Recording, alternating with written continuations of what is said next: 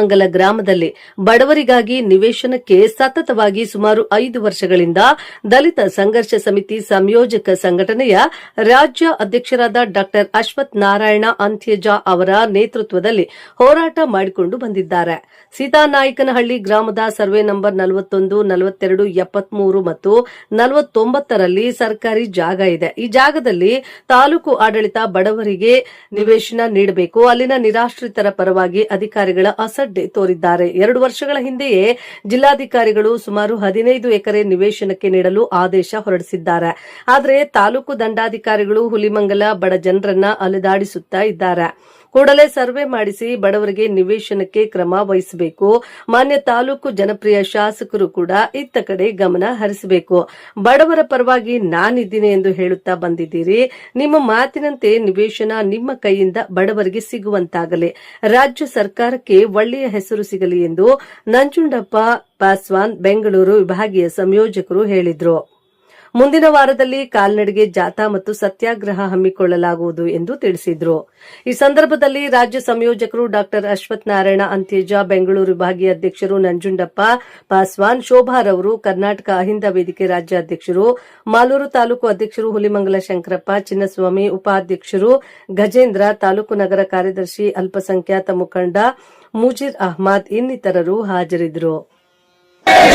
जय भीम, DSS जिंदाबाद, DSS जिंदाबाद, DSS जिंदाबाद. दलित संघर्ष समिति संयोजकಕ್ಕೆ दलित संघर्ष समिति संयोजकಕ್ಕೆ दलित संघर्ष समिति संयोजकಕ್ಕೆ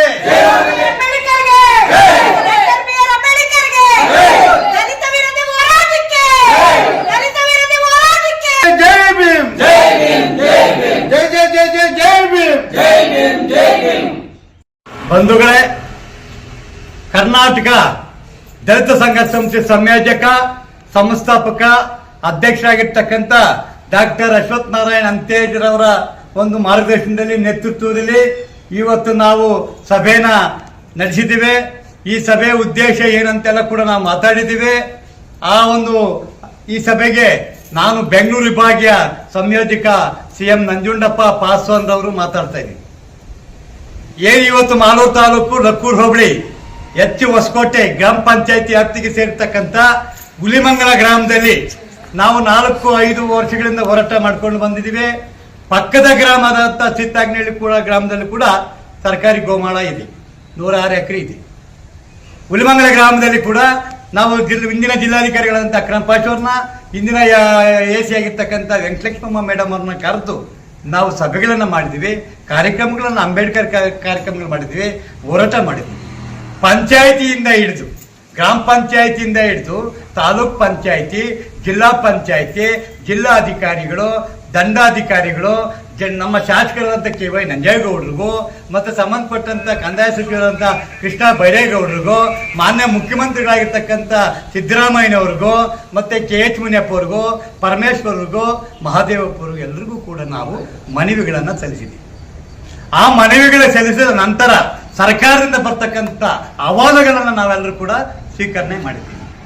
ಇವತ್ತು ಏನು ಹುಲಿಮಂಗಲ ಗ್ರಾಮದಲ್ಲಿರ್ಬೋದು, ಸೀತಾಕ್ನಹಳ್ಳಿ ಗ್ರಾಮದಲ್ಲಿರ್ಬೋದು, ನಿವೇಶನಗಳನ್ನ ನೀವು ಕೊಡಬೇಕು.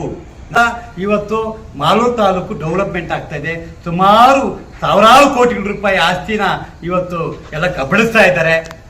ಅದನ್ನ ನೀವೆಲ್ಲ ತಡೆಗಟ್ಟಬೇಕಾಗಿತ್ತು. ಕಾರಣ ಏನೋ ಗೊತ್ತಿಲ್ಲ. ಮುಂದಿನ ದಿನಗಳಲ್ಲಿ ನಾವು ಹೋರಾಟ ಮಾಡ್ತಾ ಇದ್ವಿ 4-5 ವರ್ಷದಿಂದ. ನೀವು ನಮಗೆ ಸ್ಪಂದಿಸ್ತಾ ಇಲ್ಲ. ಈ ಬಡವರ ಕಡೆ ನೀವು ಗಮನ ಹರಿಸ್ತಾ ಇಲ್ಲ.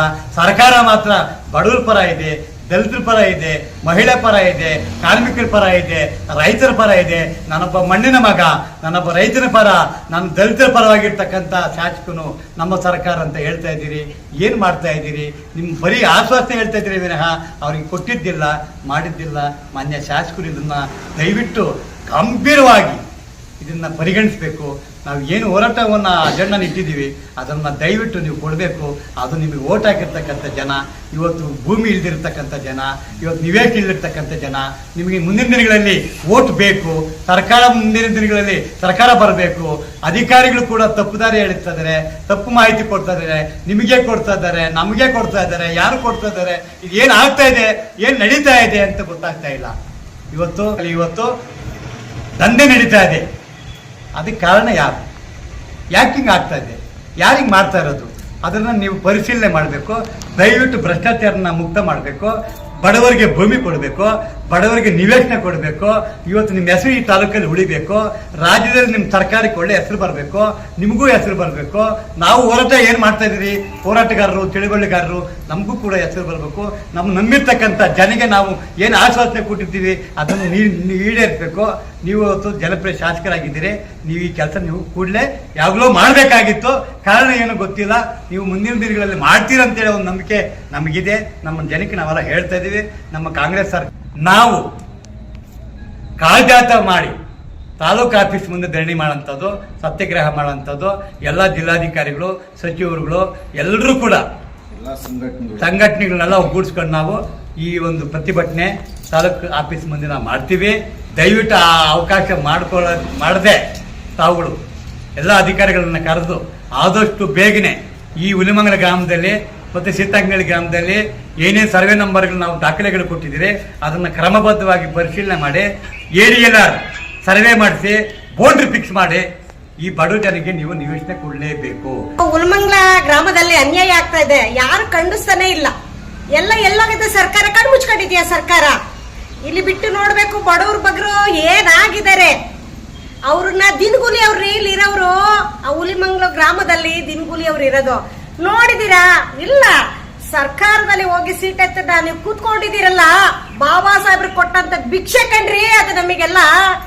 ಅದು ನೀವೇನ್ ಮಾಡ್ತಾ ಇದ್ರಿ? ಉಳಿಸ್ಕೊಳ್ತಾ ಇಲ್ಲ. ದಯವಿಟ್ಟು ಸರ್ಕಾರಕ್ಕೆ ಮನವಿ.